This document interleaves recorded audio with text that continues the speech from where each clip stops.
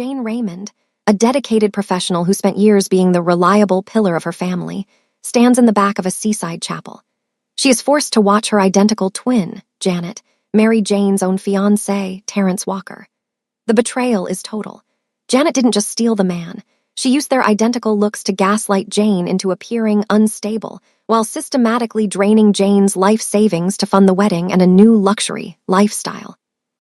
Amidst her public humiliation, Jane is approached by Seo-jin Lee, Seoul's most powerful and feared billionaire. Years ago, Jane, then a medic, saved Seo-jin's life in a rain-slicked alley in Korea, earning a blood debt he never forgot. Seeing Jane at her lowest, Seo-jin doesn't offer pity. He offers a folder containing the forensic proof of her twin's fraud and a choice. Stay a victim or leave for Seoul to become a strategist capable of taking it all back. Welcome back to the channel. I am so glad you're here for this journey. To my longtime subscribers, thank you for riding with me. Your support is the reason these stories come to life. And if you're new here, welcome to the family. We specialize in stories of high-stakes betrayal, deep emotional justice, and the kind of glow-ups that prove it's never too late to reclaim your power. Today's story is a personal favorite, inspired by everyone who has ever been the reliable one, only to be overlooked. Grab a seat, get comfortable, and let's dive into the world of Jane Raymond and the Dragon of Seoul. The Pacific Ocean was a blurred line of gray and gold through Jane's tears. But as she watched Janet and Terrence celebrate their union, the salt air triggered a memory far colder than the California breeze. To understand how Jane ended up a ghost at her own wedding, you have to understand the year that broke her. It didn't happen with a single blow.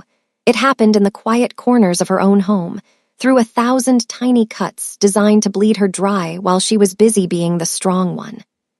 12 months ago, Jane was the pillar of the Raymond family. She was the one who had worked 2 jobs to put herself through her certifications, the one who had quietly paid off her mother's mounting credit card debts, and the one who had provided the down payment for the very house she was eventually kicked out of. Terrence had been her rock, or so she thought. He was the charming, ambitious man who promised that once his tech startup took off, she would never have to work a double shift again. But while Jane was exhausted, coming home from 12-hour days with her scrubs smelling of antiseptic and adrenaline, Janet was there.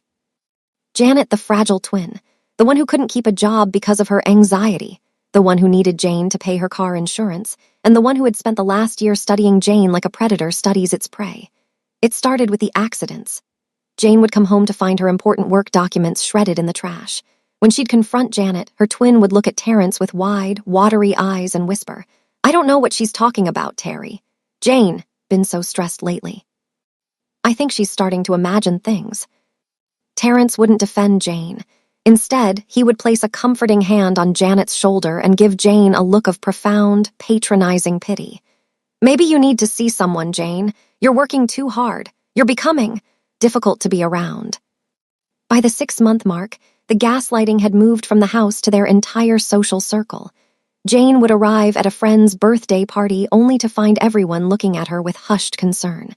"We heard you had a breakdown at the office, Jane," her best friend Sarah had whispered. "Janet said you were screaming at the walls. We're just glad you're stable enough to be out in public." Jane had stood there, frozen, realizing that while she was saving lives in the ER, her identical reflection was out in the world, wearing her clothes and using her face to commit social suicide. Janet was playing the role of the worried sister, telling everyone who would listen that Jane was losing her mind. And because Jane was always the one who held everything together, no one could imagine she was the one falling apart, unless someone close to her confirmed it. Terrence was that confirmation. The most calculated move of the year came 4 months before the wedding. Jane had saved $50,000 in a joint account with Terrence, intended for their future home. One evening, she logged in to find the balance at 0. When she confronted Terrence, he didn't flinch. He sat her down and spoke in that same calm, terrifyingly reasonable voice. "Jane, honey, you gave me that money. Don't you remember? You said you wanted to invest it in Janet's new wellness business because you felt guilty for being the successful twin. We talked about this for hours. You even signed the transfer papers." "I never signed anything," Jane had screamed, her voice cracking with the first signs of the instability they wanted from her. "See," Janet had chimed in from the doorway, her voice a poisonous silk. She's doing it again. The blackouts. Terrence, I'm scared for her. That night, Jane realized that her twin wasn't just stealing her money, she was stealing her sanity. Janet began appearing at Jane's workplace, dressed exactly like her, speaking to her colleagues and subtly making mistakes, charting the wrong medications, being rude to patients, only to vanish before the real Jane arrived for her shift. Jane was called into the administrator's office 3 times in 1 month. Each time she tried to explain she had a twin, and each time the administrator looked at her with the same pity Terrence used. "Jane, we know Janet. She's a lovely girl. She wouldn't do that. We think you're projecting your own exhaustion onto her." The reliability Jane had spent a lifetime building became the cage that trapped her. Because she was the strong twin, her family refused to believe she could be a victim. Her mother, Teresa, was the worst. Whenever Jane tried to point out Janet's lies, Teresa would sigh and rub her temples. "Jane, you've always been jealous of how much everyone loves Janet. You have the career and the money, can't you just let her have this one thing? Stop trying to ruin your sister's reputation just because you're unhappy." By the time the wedding month arrived, Jane was a shell. She was living in a guest room in her own house, watching Terrence and Janet share wedding planning sessions that were supposed to be hers. She was told she was the bridesmaid because she was too stressed to handle the pressure of being the bride. In reality, Janet had already moved into Jane's life entirely. She had taken her place in Terrence's bed, her place in her mother's heart, and her place in the mirror. The final betrayal happened just 48 hours before the ceremony. Jane had walked into the kitchen to find Terrence and Janet laughing, toasted with a bottle of champagne Jane had bought for her own anniversary. "You know," Terrence had said, catching Jane's eye but looking right through her, "it's actually easier this way. Janet doesn't ask questions. She doesn't work until midnight. She's the version of you I always wanted, Jane, the one who's just easy." Jane had walked out of the house then, the sound of her sister's laughter following her like a haunting. She had spent the year being used as a foundation for a life she was no longer allowed to live. She was the one who had paid for the flowers she was currently looking at. She had paid for the navy blue suit Terrence was wearing as he kissed her twin. She had been the reliable one right up until the moment they didn't need her to rely on anymore. As the memory of the gaslight year burned in her chest, Jane's hand tightened on the fabric of her bridesmaid dress. The pain was there, raw and jagged, but something else was beginning to stir. For a year, she had let them define her reality. She had let them tell her she was crazy, jealous, and broken. She looked up, her gaze shifting away from the altar and toward the man in the charcoal suit standing near the surf. Seojin Lee hadn't looked away from her once. While her mother, her friends, and her fiancé had spent a year looking at her and seeing a problem to be managed, this stranger was looking at her and seeing a woman of value. He didn't see the unstable twin. He saw the woman who had saved him when the world was dark. Jane took a deep, shuddering breath, the first one that didn't feel like it was drowning her. The gaslight year was over.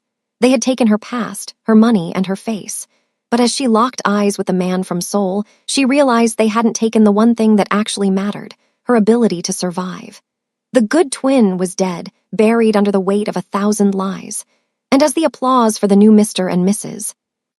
Walker reached a crescendo, Jane Raymond decided that if they wanted to see her as a monster, she would show them exactly what a monster looked like when it had nothing left to lose. The reception was a blur of forced laughter and the clinking of champagne flutes. Glasses Jane had paid for with a credit card she now realized was likely maxed out in her name. As the crowd moved toward the shaded pavilion to toast the happy couple, Jane stayed behind. She stepped off the wooden walkway and let her heels sink into the cold, damp sand of the shoreline. The roar of the Pacific was the only thing loud enough to drown out the sound of her own shattering heart. She thought she was alone until the air around her seemed to shift, growing heavy with a sudden, silent authority. A shadow stretched across the sand, long and elegant. Jane didn't turn around. She wiped a stray tear with the back of her hand, bracing herself for her mother to come and tell her to stop making a scene, or for Janet to offer a fake, sugary apology. But the voice that spoke was deep, resonant, and carried an accent that tasted of rain and Seoul's neon-lit nights. "You are wasting your tears on a thief, Jane Raymond. A man who steals a woman's light usually isn't worth the salt in her eyes." Jane froze. She turned slowly, her purple satin dress swirling around her ankles. Standing just 3 feet away was the man in the charcoal suit. Close up, Seo-jin Lee was even more formidable than he had appeared from a distance.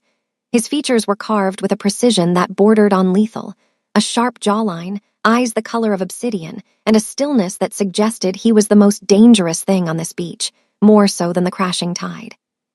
"I don't know you," Jane whispered, her voice trembling despite her attempt at dignity. "And I certainly didn't invite you to my sister's wedding." "You invited me 3 years ago," Seo-jin said, his gaze never wavering from hers. "In an alley behind a clinic in Myeongdong. You had a medical bag, a steady hand, and a refusal to ask questions while you pulled a bullet out of my shoulder. You told me then that every life was worth saving. I am here to see if you still believe that, now that the life in danger is your own." Jane's breath hitched. The memory flashed back, the smell of iron and rain, the terrified look in a stranger's eyes, and the quiet strength she had felt that night. She had never known his name. She had never expected to see him again. "What are you doing here?" she asked, her voice barely audible over the waves. Seo-jin didn't reach for a handkerchief to dry her eyes. He didn't offer a platitude about how everything happened for a reason. Instead, he reached into the inner pocket of his tailored jacket and pulled out a slim, black leather folder. He held it out to her, his expression unreadable but his eyes burning with an intense, focused intent. "I do not offer comfort, Jane. Comfort is for the weak, and you have been the strong one for everyone else for far too long. I offer you the truth, and after the truth, I offer you a choice."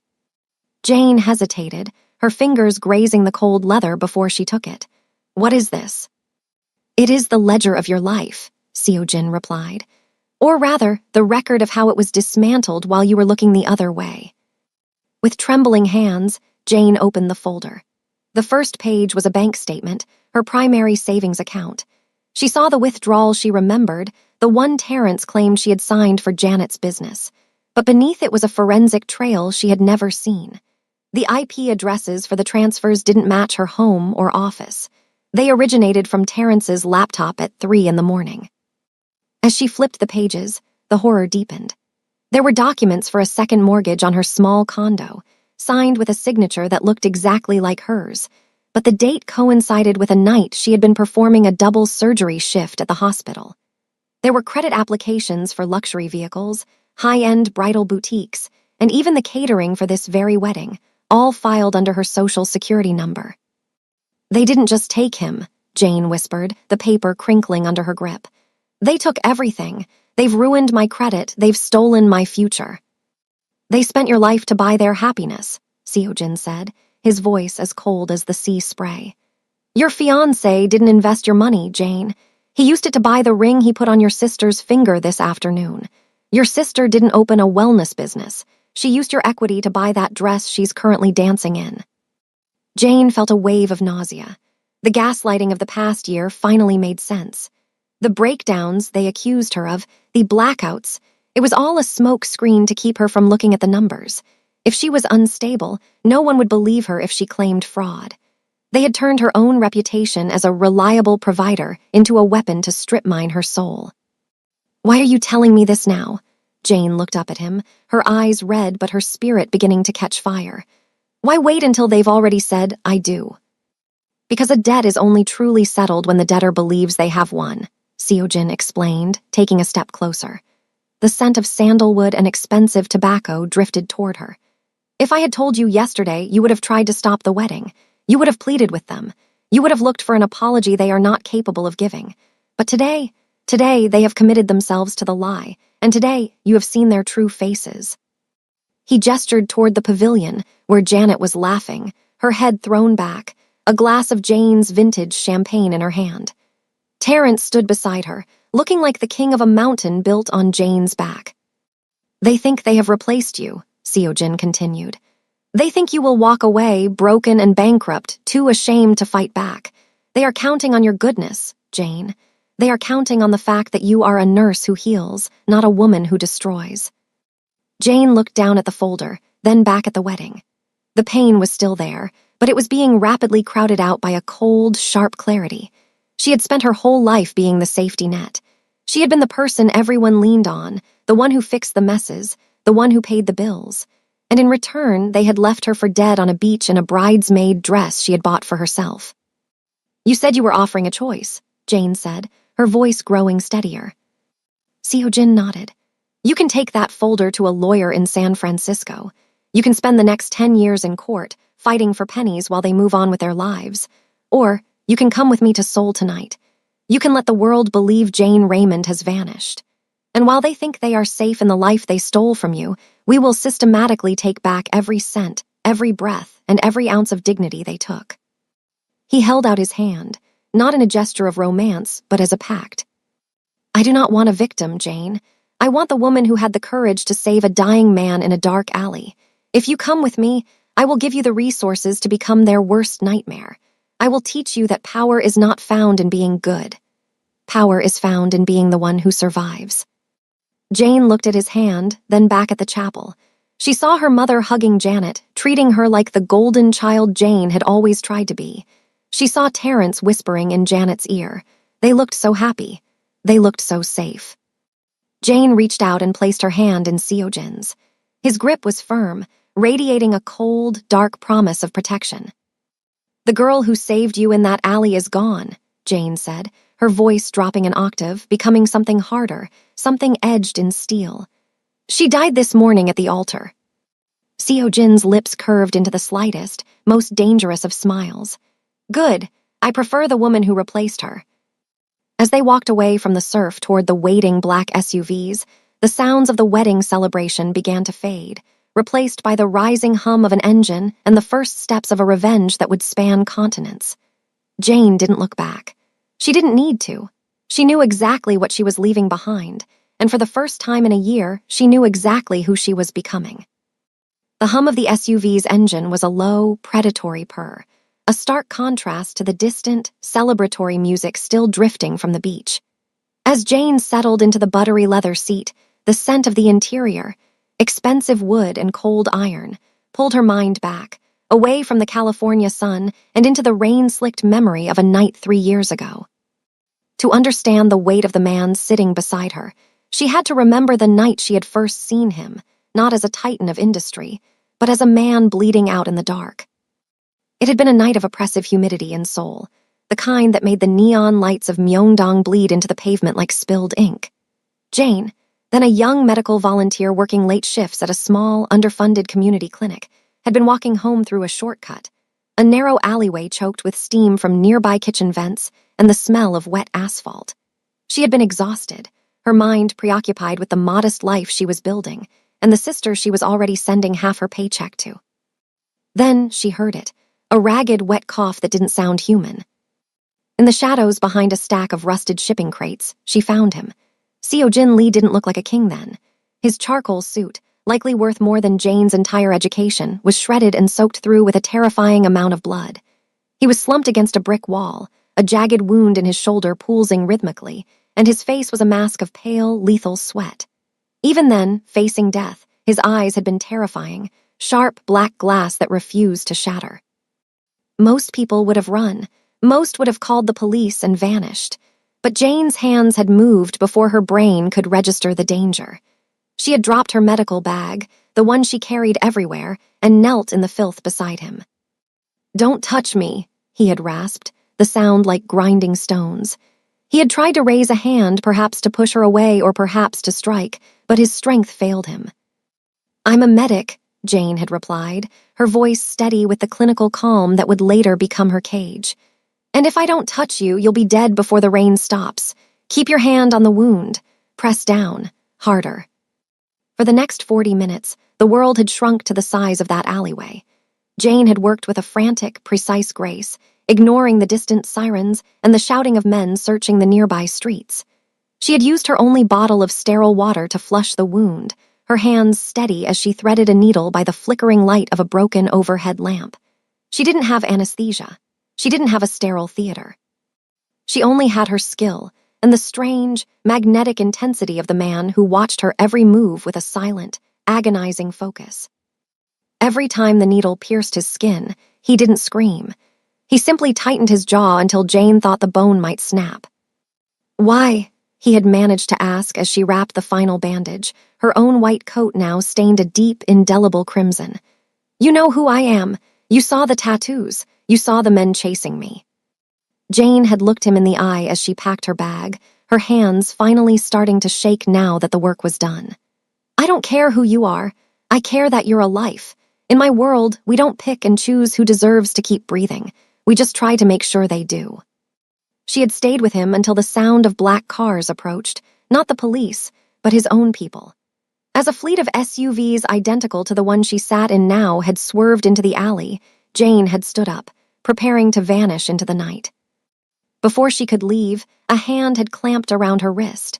It wasn't the grip of a dying man anymore, it was the grip of a survivor.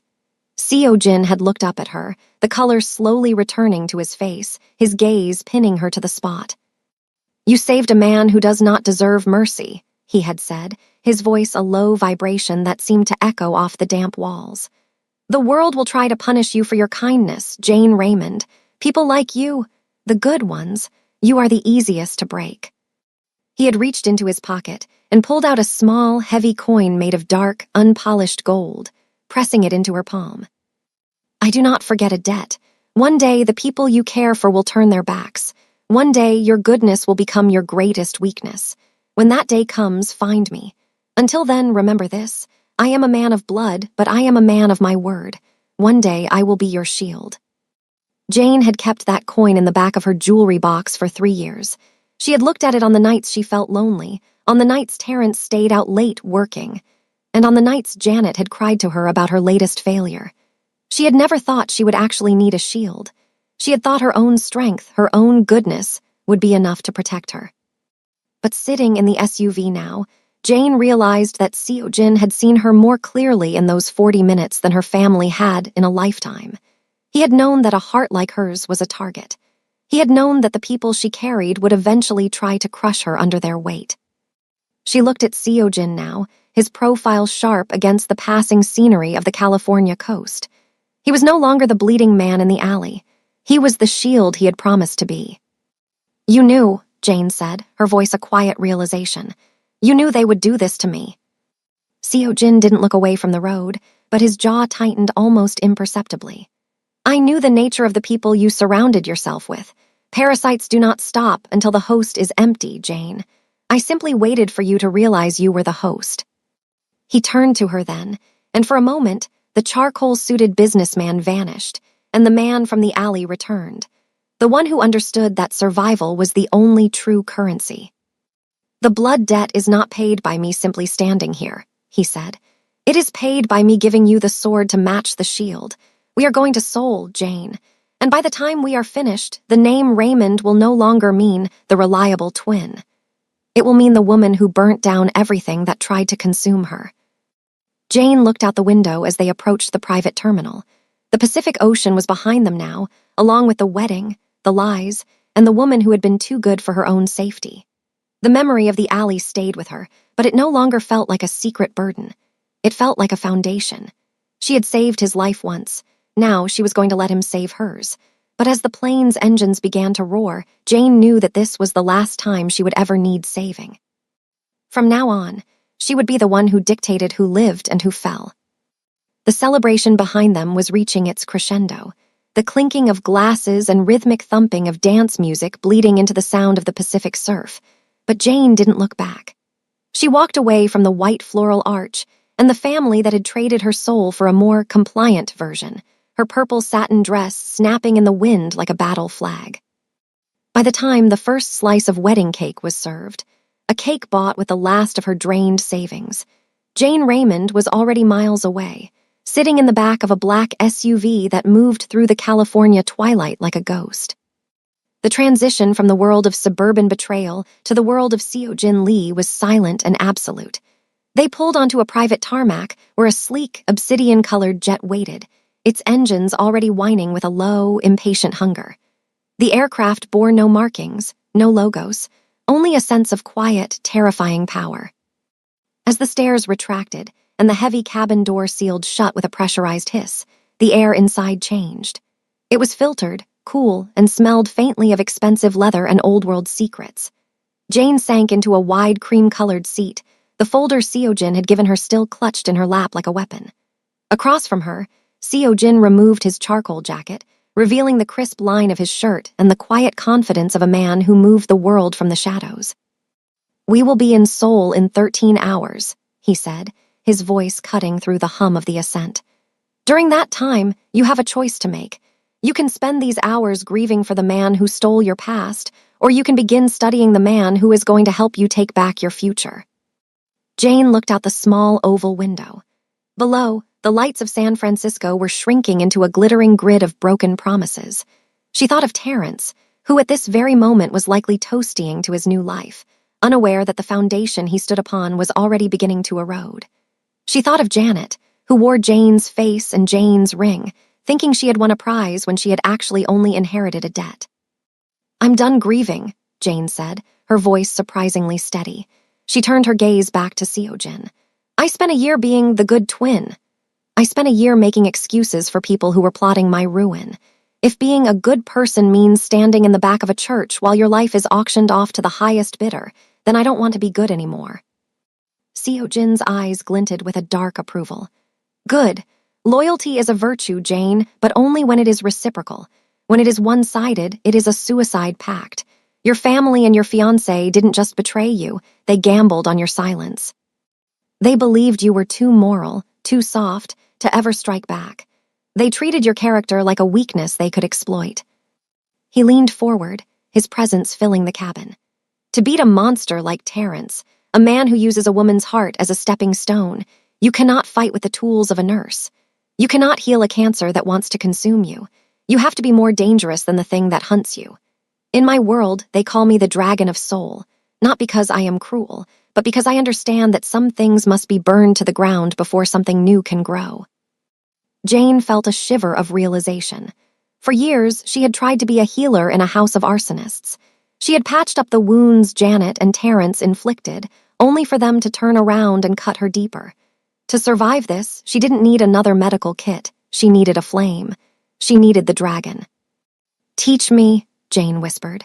"Teach me how to make them feel what I felt today. Not just the loss, but the realization that they never really knew who I was." Seojin reached for a glass of dark liquid on the table between them, but his focus remained entirely on her. "It starts with the erasure.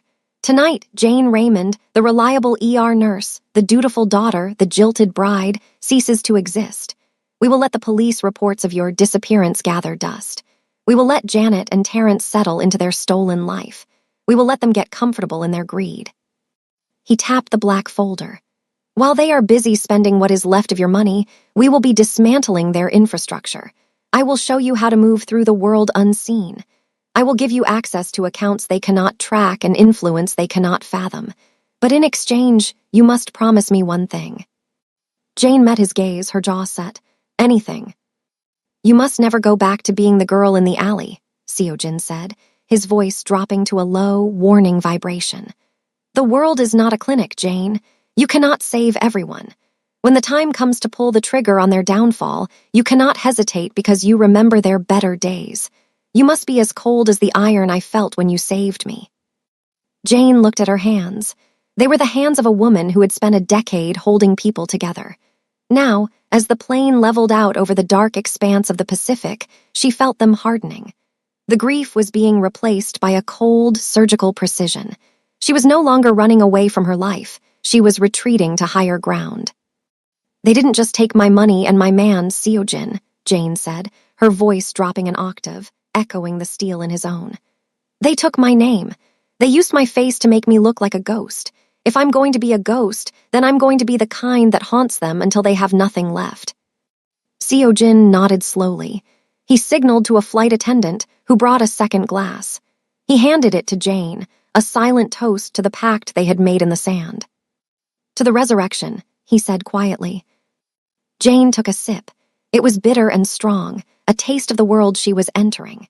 As the midnight sun hung somewhere beyond the horizon, Jane realized she wasn't afraid of the dragon anymore. She was realizing that the only way to survive a monster was to become the person who controlled the fire. The flight to Seoul was 13 hours, but for Jane, it was the distance between a victim and a victor. By the time they touched down in the neon heart of Korea, the Jane Raymond who had cried on a beach would be a memory. The woman who stepped off that plane would be someone Janet and Terrence wouldn't recognize, even if she was wearing their own face. The skyscraper in the heart of Seoul's Gangnam district stood like a pillar of obsidian against the morning sky, its glass reflecting a world that was moving on without Jane Raymond. Inside the climate-controlled silence of Seojin Lee's private office, the only sound was the rhythmic tapping of a stylus against a tablet. Jane sat across from the man they called the Dragon, no longer dressed in purple satin, but in a structured black blazer that felt like a suit of armor. On the screens surrounding them, the perfect lives of Terrence and Janet Walker were laid bare in high-definition data. Seojin didn't believe in the loud, messy confrontation of a courtroom. He believed in the quiet, absolute erasure of a person's foundation. "Revenge is not a scream, Jane," he said, his voice as calm as the tea steaming on the low table between them. "It is the sound of a door locking from the outside while the person inside still thinks they hold the key. They spent a year making you a ghost. Now we will make their reality an illusion." With a single swipe of his hand, Seojin brought up a satellite image of the sleek three-bedroom house in San Francisco, the one Jane had paid the down payment for, the one where Janet and Terrence were currently waking up as newlyweds. "They think they own this roof," Seojin murmured. "But at 9:01 this morning, the holding company that owned their mortgage was acquired by a subsidiary of my firm. They no longer owe the bank, Jane. They owe me, and I am not a patient lender." Jane watched the screen, her heart hammering a steady, cold rhythm. She remembered the nights she had worked overtime to ensure that mortgage was paid, only to be told by Terrence that she was bad with money. Now, Terrence would find out what it truly meant to be at the mercy of a creditor. But the erasure was only beginning. Seojin moved his fingers across the screen to the digital profiles of their professional lives. Terrence, the ambitious tech consultant who had used Jane's social standing to climb the ladder, was currently celebrating a major promotion at a boutique firm. Janet, who had used Jane's identity to secure a high-end lease for a lifestyle boutique that she had no intention of actually running, was already planning her first launch party. "Janet's boutique lease was signed using your credit profile," Seojin noted, his eyes narrowing. "To the world, it looks like you are the one failing. But today, the commercial real estate group that owns that storefront has moved her file to high-risk audit. Every cent she spends from this moment forward will be flagged as a potential felony. She is walking into a trap she built for you." As for Terrence, the blow was even more surgical. Seojin had tracked the venture capital firm that was about to fund Terrence's new startup. With a few encrypted messages, Seojin had ensured that the funding was contingent on a deep-dive background integrity check. A check that would be performed by a security firm Seojin owned. Terrence's history of borrowing Jane's assets was about to become a public liability. "They believe they are standing on a mountain," Jane said, her voice sounding different to her own ears, sharper, less burdened by the need to be liked. "But you've turned it into a glass floor." "Exactly," Seojin replied. "A cage made of debt and broken promises. They will continue to live in that house, drive those cars, and post their happy photos to social media. But every time they swipe a card, a notification will hit my desk. Every time they plan for the future, they are actually just borrowing more time from a clock that has already run out." Jane leaned back, a strange sense of weightlessness washing over her. For a year, she had been the one looking over her shoulder, wondering why her life was falling apart. She had been the one gaslit into believing she was the problem. Now, the roles were being meticulously reversed. Seojin wasn't just taking their money, he was taking their peace. He was creating a world where they would have to check the locks every night, where every phone call would make their stomachs drop, and where they would eventually turn on each other when the walls started closing in. "They won't see it coming, will they?" Jane asked. "Not until it is too late to run," Seojin said. He handed her a second tablet, this one showing a live social media feed. Janet had just posted a photo of her and Terrence on their honeymoon deck, overlooking the bay. The caption read, "Finally exactly where I'm supposed to be." Jane looked at her twin's face, her own face, smiling back at the camera with a smug, stolen satisfaction.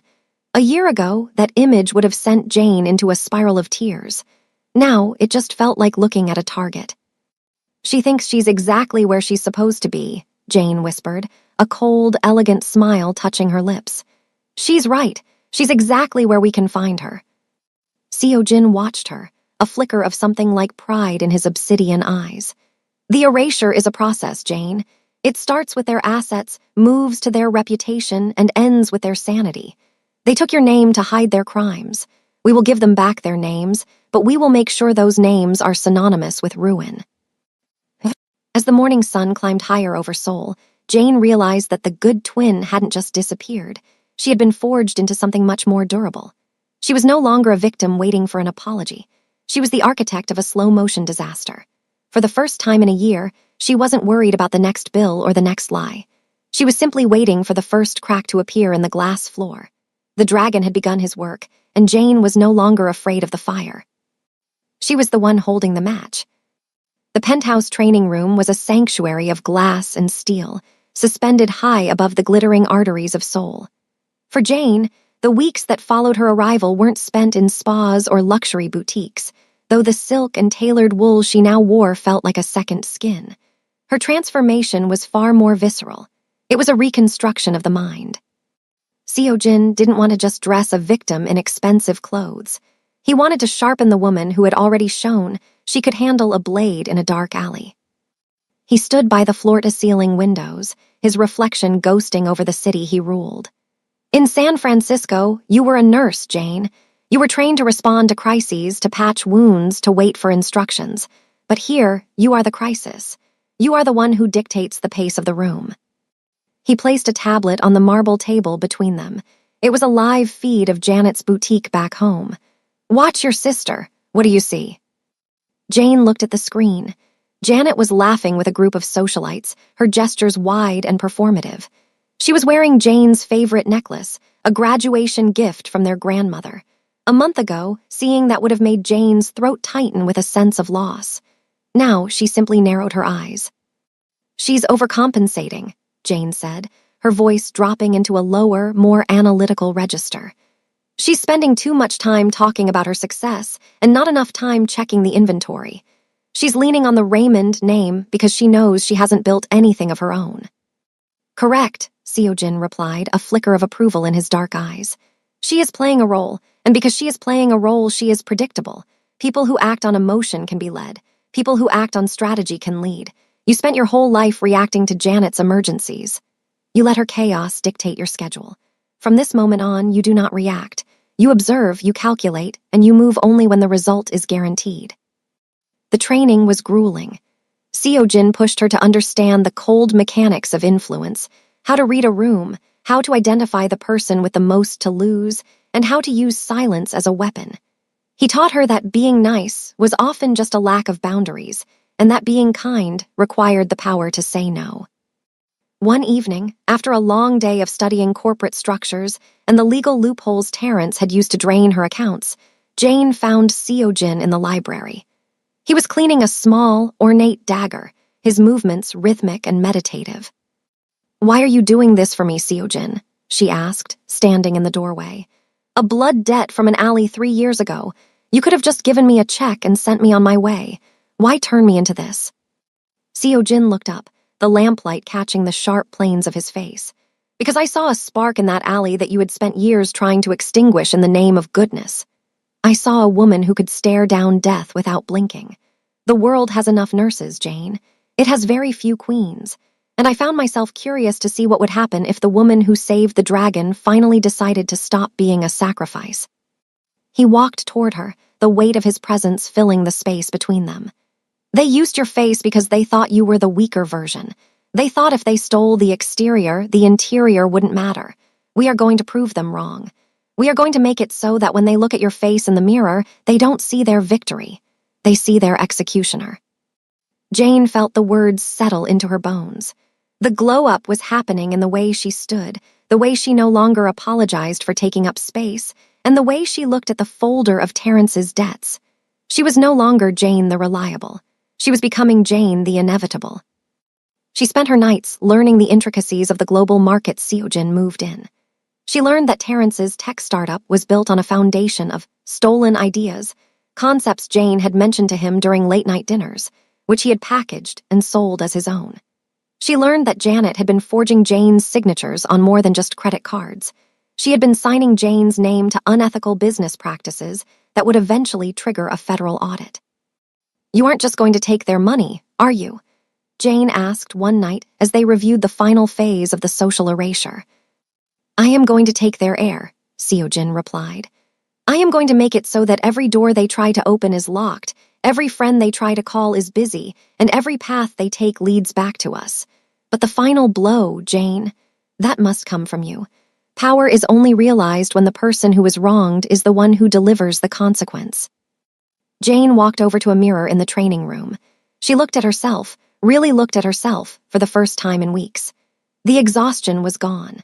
The desperation that had haunted her eyes on the beach had been replaced by a quiet, focused fire. She wore a deep emerald suit that complemented her skin and a gaze that suggested she knew exactly what everyone in the room was thinking. She wasn't Janet. She wasn't the other twin. She was the original. "I'm ready," Jane said, her voice as steady as it had been in the alley 3 years ago. Seojin stood behind her, his reflection looming over hers like a dark, protective shadow. "Good, because tomorrow, the investors from Seoul make their first contact with Terrence Walker. He's been looking for a savior to bail out his failing firm. He has no idea he's about to invite the dragon into his home." Jane didn't smile, but she felt a cold satisfaction blooming in her chest. The training was over.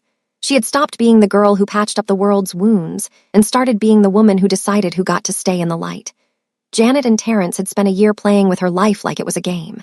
Now, Jane was the one holding the deck, and she was about to show them exactly how it felt to lose everything to a woman they thought they had already killed.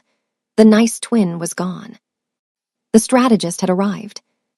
The fog rolling off the San Francisco Bay was thick and cold, but inside the gilded ballroom of the Fairmont, the air was suffocating with the scent of lilies and desperation. Terrence Walker adjusted his cufflinks, his hands shaking slightly as he scanned the room. Beside him, Janet looked every bit the successful entrepreneur in a shimmering gold gown, one that Jane had once bookmarked for her own engagement party. But the gold couldn't hide the frantic tightness around her eyes. Their perfect life was leaking from every seam. The boutique was empty, the mortgage notices were arriving in bright red envelopes, and Terrence's venture capital partners had gone silent, citing integrity concerns they wouldn't explain. They were two people drowning in a sea of champagne, waiting for a miracle they didn't deserve. "Smile, Terry," Janet hissed, her voice a sharp contrast to her bright, performative grin. "If the board sees us looking like this, the funding is dead. We just need one big investor to see the potential of the brand." "I'm smiling," Terrence snapped, though his eyes remained hollow. "But I haven't seen a single checkbook all night. Everyone is talking about the delegation from Seoul. They say the head of Kang Global is looking for a domestic partner. If we can get 5 minutes with him, we're saved." As if summoned by his desperation, the heavy oak doors at the top of the grand staircase swung open. The room, which had been a cacophony of networking and jazz, suddenly fell into a rhythmic, curious hush. It wasn't just the arrival of a guest, it was the arrival of an event. First came the security, 4 men in identical dark suits, their movements as precise and lethal as a military drill. Then came Seojin Lee. He moved with a predatory grace that made everyone else in the room look like they were standing still. He wore charcoal wool so fine it looked like liquid, but it was the woman on his arm who turned the air into glass. She wore a gown of deep, midnight emerald that caught the light like the surface of a deep-sea trench. Her hair was styled in a sharp, clinical bob that emphasized the lethal perfection of her jawline. She moved with a confidence that didn't just suggest she owned the room. It suggested she was the reason the room existed. From the center of the floor, Janet's glass of champagne slipped from her fingers, shattering on the marble. The sound was like a gunshot in the silence. "Terrence," Janet whispered, her face draining of color until she looked like a wax figure. "Terrence, look at her." Terrence turned, his mouth opening but no sound coming out. For a year, he had convinced himself that Jane was a broken, unstable memory. He had told the world she had suffered a breakdown and fled. But the woman walking toward them didn't have a single crack in her. She had the same face as the wife standing beside him, yet they looked nothing alike. Janet looked like a cheap imitation, a flickering candle standing next to a star. Jane didn't rush. She didn't look for a confrontation. Following Seojin's lead, she moved through the crowd, accepting the greetings of city officials and tech moguls with a cool, aristocratic nod. She was no longer the nurse who waited for permission to speak. She was the strategist, the silent partner of the most powerful man in Korea, and she was playing the room like a grand master. "It can't be her," Terrence stammered, his heart hammering against his ribs. "Jane is. She's gone. She's bankrupt. She's probably in some shelter. It's a coincidence." "A coincidence with my face." Janet's voice was a panic trill. "She's wearing my face, Terrence, and she's with him." As the crowd parted, Seojin and Jane stopped just 10 feet from the walkers. Seojin's obsidian eyes swept over Terrence and Janet with a look of profound, clinical boredom, as if he were inspecting two insects on a windshield. "Mr. Walker," Seojin said, his voice a low, resonant vibration that seemed to vibrate through the floorboards. "I understand you have been looking for an injection of capital for your fledgling enterprise." Terrence stepped forward, his professional instinct briefly overriding his terror. "Mr. Lee, yes, Terrence Walker. I've prepared a brief on the scalability of our—" "I am not interested in your brief," Seojin interrupted, his gaze shifting to the woman at his side. "I am only here because my senior associate suggested that your firm had assets worth recovering." Jane stepped forward then, moving into the light of the chandelier. She looked directly at Janet. She didn't see a sister. She didn't see a twin. She saw a debt that had finally come due. The good twin would have cried. The reliable twin would have asked why. But Jane simply looked at the grandmother's pearls Janet was wearing, the ones Janet had stolen from Jane's jewelry box the day of the wedding. "The pearls look heavy on you, Janet," Jane said. Her voice wasn't the soft, empathetic tone Janet remembered. It was like the edge of a scalpel, thin, sharp, and cold. "But then, everything you've stolen has always been a bit too much for you to carry, hasn't it?" The surrounding guests leaned in, the scent of scandal more intoxicating than the wine. Janet gasped, her hand flying to her throat. "Jane, what is this? Where have you been? We were so worried. We thought you had a mental break." Jane's lips curved into a smile that didn't reach her eyes, a smile she had practiced under Seojin's tutelage until it was a weapon. "I didn't have a break, Janet. I had an awakening. And as for where I've been buying your world." She turned her gaze to Terrence, who looked as though he might collapse. "Your office lease, Terrence, the one you signed last week, it was acquired by Kang Global. Your mortgage? My associate here is now your landlord. Even the caterers for this evening are currently being paid by a subsidiary I manage." Jane leaned in, her voice dropping so that only the four of them could hear. "You spent a year making me a ghost so you could live in my house and spend my money. But the problem with ghosts, Terrence, is that eventually they learn how to haunt. And I have spent the last few months learning how to haunt you until you have nothing left but the clothes on your backs." Seojin placed a hand on the small of Jane's back, a gesture of absolute possession and protection. "We will be in the city for 3 days," he said to the room at large, though his eyes remained on the crumbling couple. "By the end of the week, the Walker name will be an interesting footnote in the history of San Francisco's failures. Come, Jane, we have more important people to meet." As they walked away, Jane felt the heat of 100 eyes on her, but the only ones that mattered were the 2 pairs of terrified, identical eyes she left behind. For a year, they had used her goodness as a shield. Now she had returned with a dragon at her side, and the shield had become a cage. The return to San Francisco wasn't about a reunion. It was about the first move in a game they had already lost. Jane Raymond had come home, and for the first time in her life, she wasn't there to save anyone. She was there to collect. The silence that followed Jane's exit from the ballroom was a vacuum, pulling the oxygen out of the room and leaving Terrence and Janet gasping in the wake of her emerald shadow. For the next hour, they were the center of a different kind of attention, the kind reserved for a sinking ship. The whispers of the elite were no longer curious, they were predatory. By the time the gala began to wind down, Terrence was packing the marble hallway of the Fairmont's private mezzanine, his phone vibrating with a relentless series of alerts. Each one was a fresh wound. His lead developer had just resigned, his corporate credit cards were being declined for irregularity, and a process server had just left a message at his office. Janet sat on a velvet settee, her gold dress looking tarnished in the dim hallway light. She was staring at her own reflection in a gilded mirror, her hands shaking so violently that the pearls around her neck clattered like dry bones. "It's not possible," she whispered, her voice a thin, cracked reed. "She was broken, Terrence. We broke her. How is she standing there like she owns the world?" "She doesn't just own the world, Janet," Terrence snapped, his voice tight with a terror he could no longer mask. "She owns us. Did you hear him? Lee said he's our landlord. He's our creditor. He's the one who's been strangling my startup for months." Before Janet could respond, the heavy double doors at the end of the hall opened. They expected security, or perhaps a waiter with a bill they couldn't pay. Instead, a single figure walked in. She wasn't accompanied by Seojin Lee this time. She didn't need a shield. Jane walked into the room with a quiet, lethal grace that made the air feel suddenly too thin. She had changed out of the emerald gown and into a structured white suit that looked like it had been carved from a single block of marble.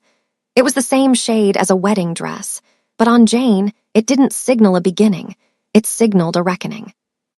As she moved into the light, the effect was hypnotic. Looking at her and Janet in the same room was like looking at a masterpiece beside a counterfeit. They had the same deep brown skin, the same expressive eyes, and the same elegant features.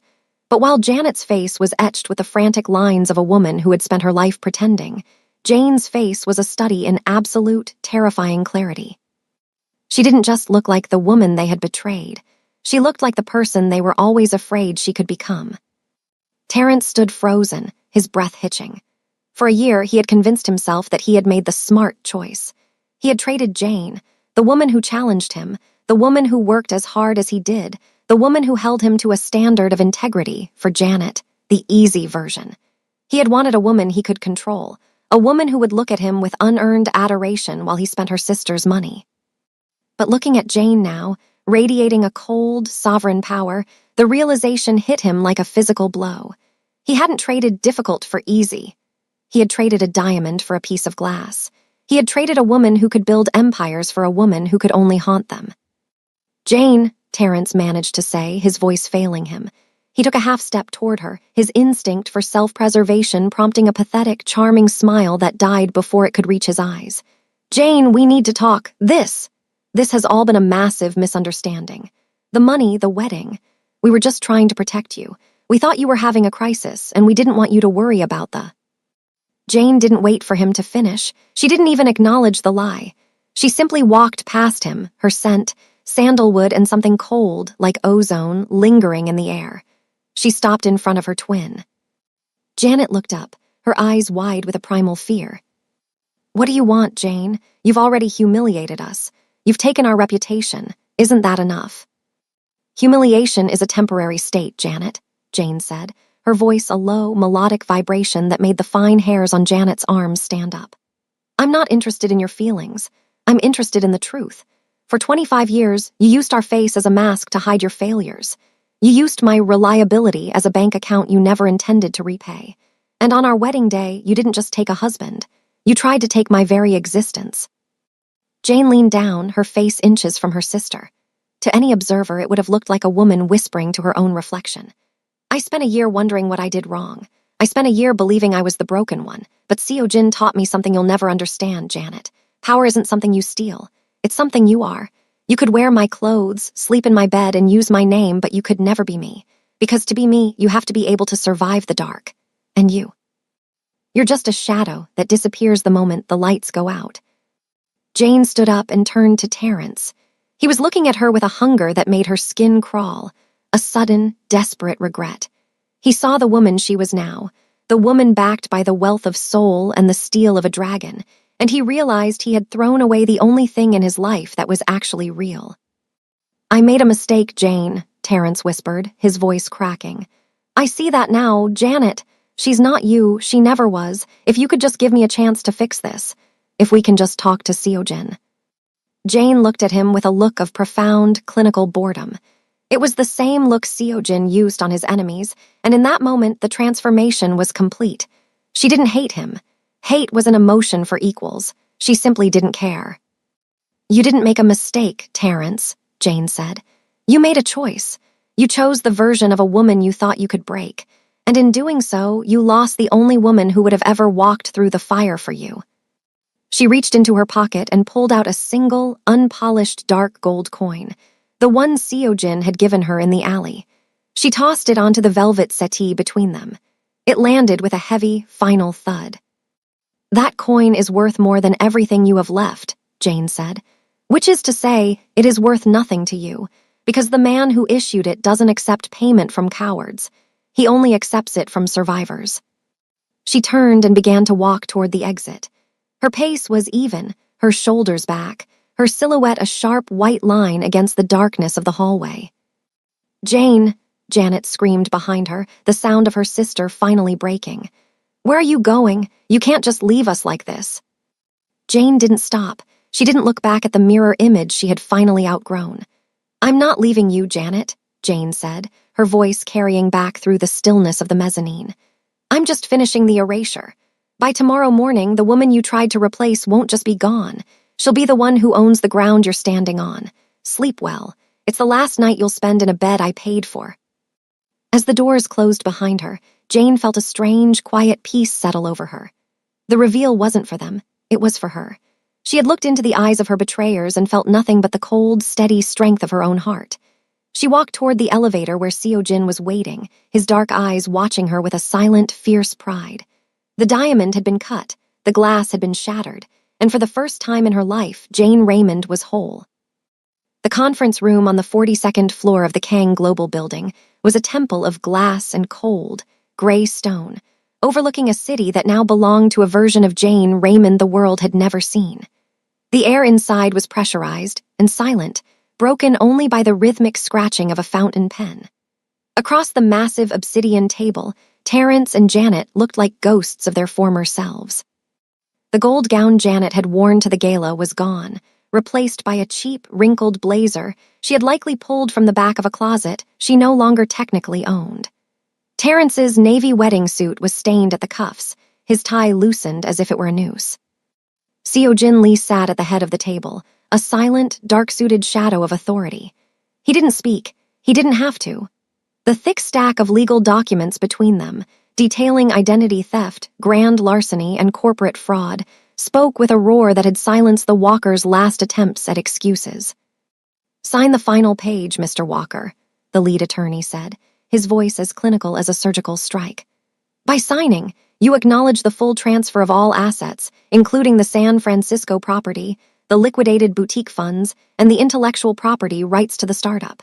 In exchange, the criminal complaints for felony fraud and identity theft will be stayed, contingent on your immediate departure from the state. Terrence's hand trembled so violently the pen clattered against the table. He looked up, his eyes bloodshot, seeking Jane's gaze. For a second, his old mask tried to slip back on the look of the charming, misunderstood man who just needed one more chance. Jane, he choked out, his voice cracking. We were family. We can't start over with nothing. Please, just the car. Let us keep the car so we can get to Janet's mother's place. Jane sat perfectly still, her hands folded over the black leather folder Seojin had given her on that beach a lifetime ago. She looked at Terrence, and for the first time in a year, she didn't feel the sharp, jagged edge of betrayal. She didn't feel the heat of anger or the cold hollow of grief. She felt nothing but a profound, weary distance. She looked at the man she had once planned to spend her life with and realized he was small. He wasn't the titan she had built him up to be. He was just a man who stole from women because he wasn't strong enough to build anything for himself. The car was bought with my credit, Terrence, Jane said. Her voice was a calm, steady stream that didn't ripple with a single emotion. The shoes you're wearing were bought with my overtime pay. The very air you're breathing in this room is being paid for by my partner. You aren't starting over with nothing. You are simply returning what was never yours. Janet let out a broken, high-pitched sob, her head dropping onto the table. You're a monster, Jane. You're our own blood. How can you sit there with that man, and watch us lose everything? Jane turned her gaze to her twin. She looked at the face that was identical to her own, and she no longer saw a mirror.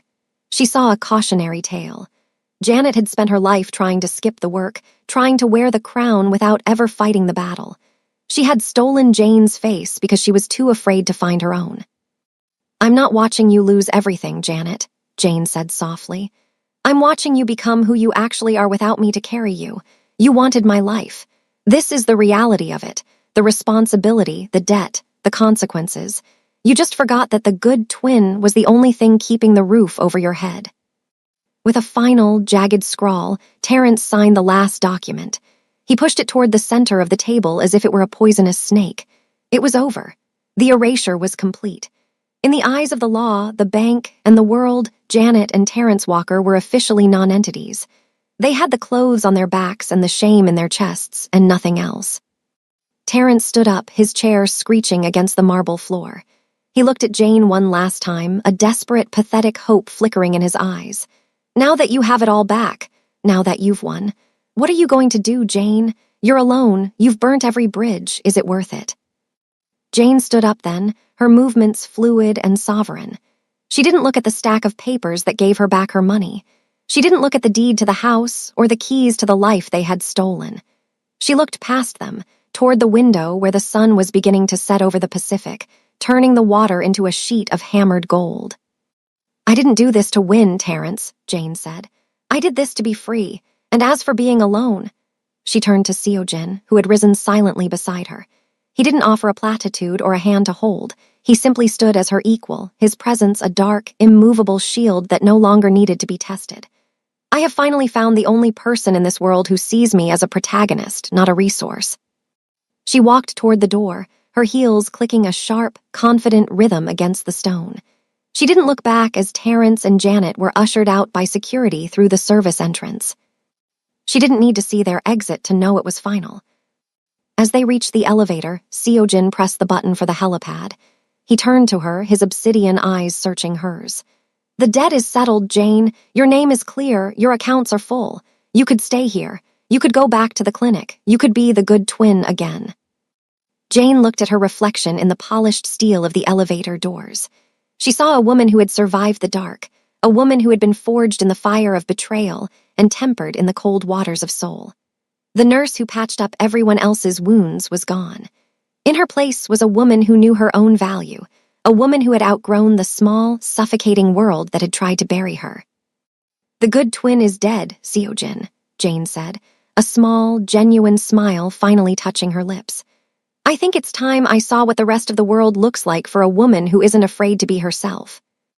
The elevator doors opened to the rooftop, the wind whipping Jane's white suit as the helicopter's blades began to roar.